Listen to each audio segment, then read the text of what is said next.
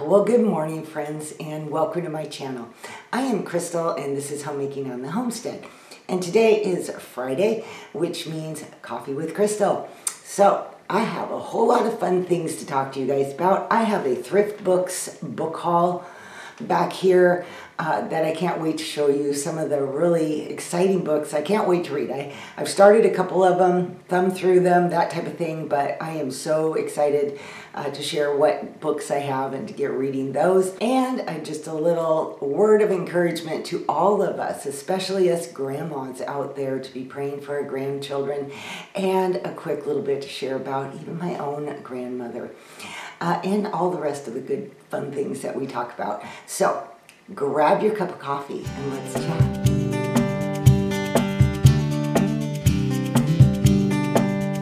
I cannot believe how the fall weather has just set in here. The leaves are changing.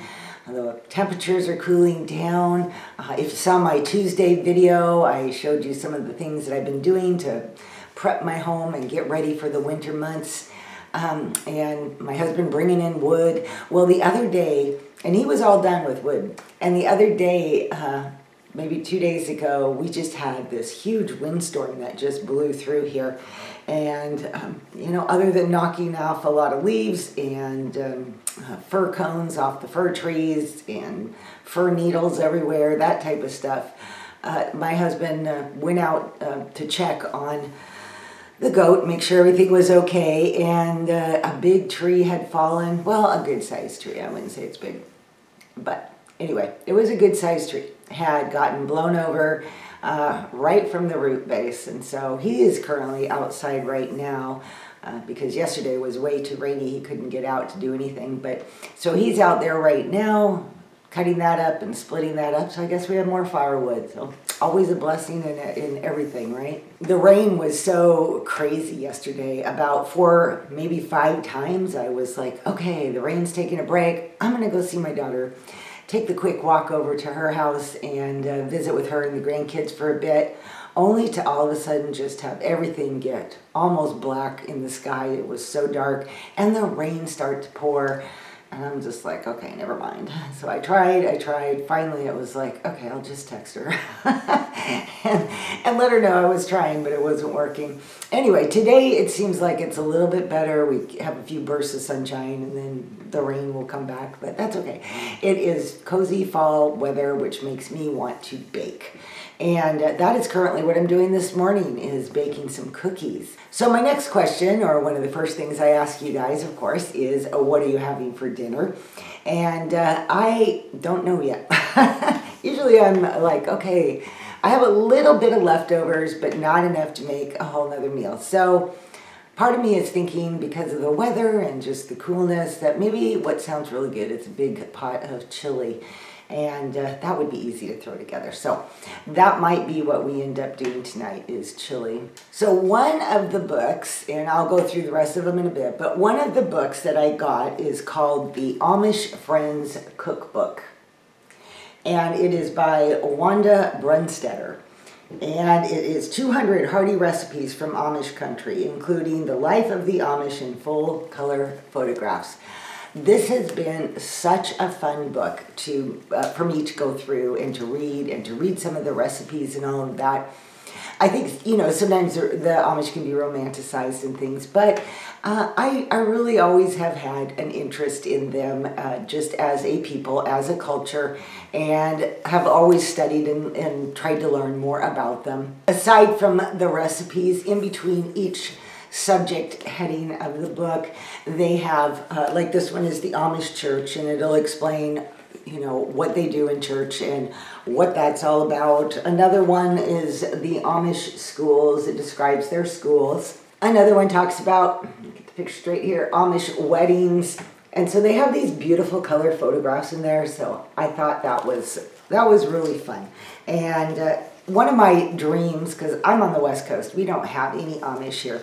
We do down in Oregon, closer towards the coast, there's quite a few Mennonite communities, but we have no Amish in this area. One of my dreams has always been to go to Amish country and just see, and you know, just be there for the cultural experience and take a peek. And so who knows, maybe one day that'll happen. What I found really humorous about this book is that it's divided like a typical cookbook. And this one, it has beverages, desserts, breads, main dishes, side dishes, etc. But the dessert chapter was huge. I'd never seen so many dessert chapters in such a small cookbook before. And I don't know if you could see, but I have some little colored paper clips in here marking off some recipes that I want to try just for the fun of it, just to, I've made lots of Amish recipes before, but I just wanted to check out this cookbook and, be able to say, yeah, this has some great recipes. So the first one that I am trying is the raisin molasses cookies.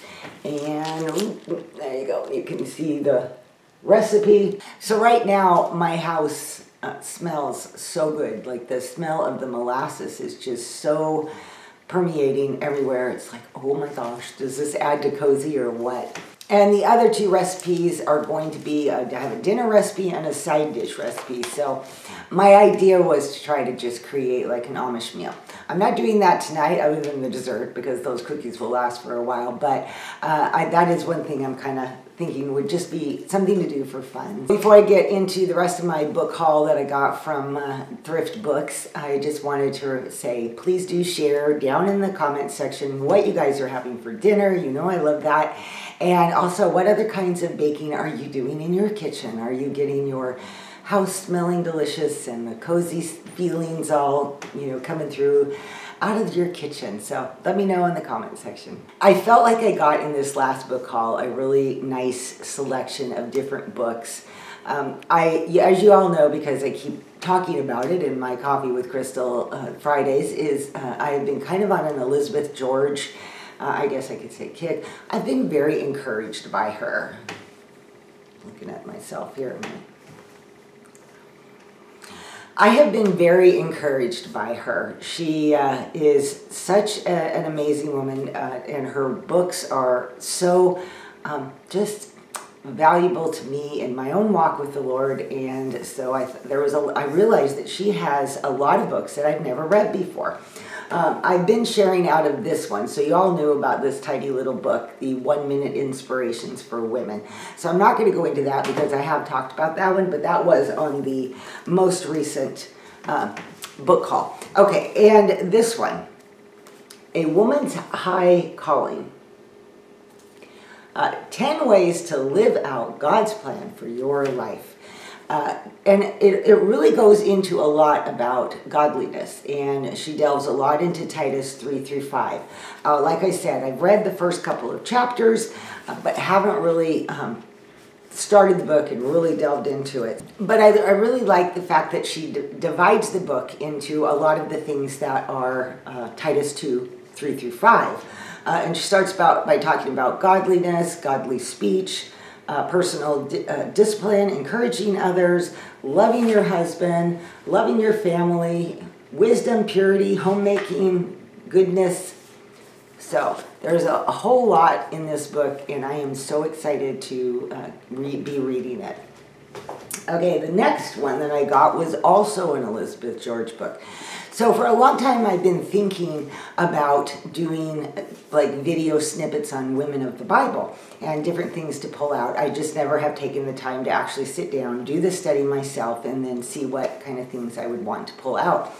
And then when I saw this Elizabeth George book, I got really excited. The Remarkable Women of the Bible. And on the back it says, come see how God enabled ordinary women to live extraordinary lives. How? By turning their weaknesses into strengths, their sorrows into joys, and their despair into hope. Along the way, you'll learn great truths about God himself. I felt like this is going to be a fantastic book. I haven't started any of it yet, but it just really spoke to me about the women of the Bible, and I thought a great way to jumpstart a study for myself. The last two are in the cookbook department. Well, the Amish cookbook was too, so I guess I had 3 in the cookbook department. But I've talked about this one, hemmed and hawed, had it on my wish list. Not my wish list, but, save for later list in ThriftBooks. And debated, should I get it, should I not? And I was at the point where I was getting a free book, and so I thought, well, why not? And this is Once a Month Cooking. Mimi Wilson and Mary Beth Lagerborg. I had this book back in the 90s when it was published, and I absolutely loved it. I did about 3 years of once-a-month cooking when my family was younger, before we even moved out here to the country, and it was such like a life-changing thing. There was the hardest thing about it, I think, is the prep. You've got a lot of shopping to do, a lot of chopping to do, a lot of cutting to do, a lot of things to get ready. So I could spend a day with the shopping and the prepping, and then I could spend another day just organizing like the food and the containers and having my recipes all together. And then of course there is the final of assembling everything and getting it in the freezer. And so for me, it always ended up being about a 3-day process. And then for the rest of the month, it was all I had to do was look at my menu for the night, pull out the meal, pop it into the oven or whatever I was doing, and make any side dishes I might want with it, and that was all I had to do. So at a time in my life when I had a lot of little children, I was homeschooling a lot of the younger grades, which is more teacher intensive. It was such a blessing to me to do it. After about 3 years, I just stopped. I don't know if you hear that, it just started pouring down rain. After about 3 years, I stopped because, we moved out into the country. I had all kinds of other things going on, and so the prepping and all the work involved, I just ended up stopping. However, I did continue after that. It did inspire me to do a lot of freezer cooking.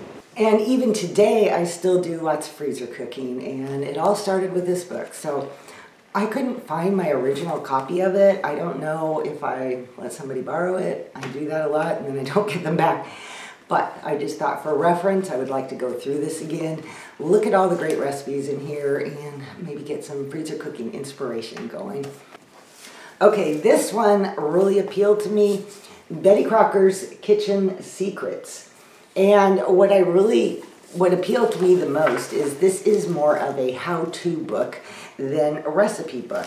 I mean, they have how to make yeast bread, all in pictures. It talks about how to make cakes, how to make biscuits, and how to have success. And if you have problems, what was the problem and what is the solution? They have a section here on cheese, and it shows all different types of cheeses and what kind of foods you would serve with them, what you would do with it. Under their fruit section, they had different types of fruits listed and what you look for when you are buying them. They had a great section on meats, and it started out with marinades, what types of marinades, what kind of containers to marinate your meat in, what should be put in the refrigerator while it's marinating. A section on how to carve roasts, different types of roasts, beef roasts and pork roasts.